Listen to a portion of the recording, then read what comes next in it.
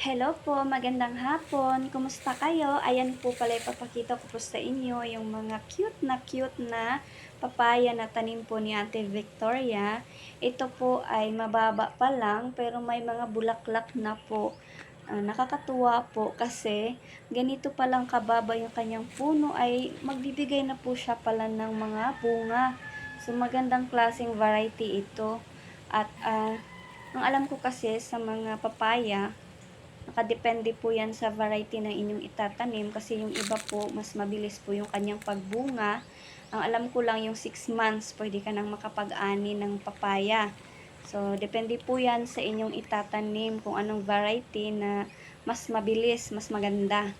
At ito po noon, nakapagtanim na po ako ng mga papaya, umabot po talaga ng 150 na puno yung naitanim ko. So, sa kasamaang palad po talaga, 4 lang po yung nabuhay doon. So, can you imagine that? May disappointment in life. Di, joke lang. Ang tagal kong itinanim yun. Diyos ko, ang hirap, pagod, effort, andun na.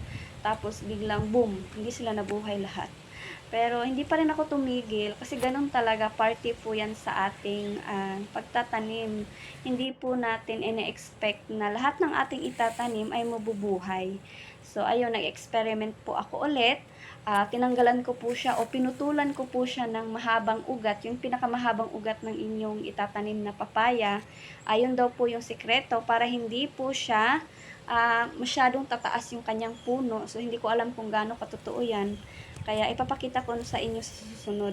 At ayan, susukatin ko sa aking maliliit na kamay kung gaano lang siya o kababa ng aming papaya na may mga bulaklak na. So, unano po talaga yung aming papaya ngayon. So, ito naman po, ipapakita ko sa inyo yung bulaklak ng lalaking papaya. Sa lalaki po talaga, hindi mo pa makikita kapag maliit pa po yung mga puno. So, hindi mo ma-differentiate kung ano doon yung babae o lalaki. Siguro, sa iba, malalaman na siguro nila yung mga eksperto. Pero ako kasi hindi. O, ayan. Thank you for watching. Bye!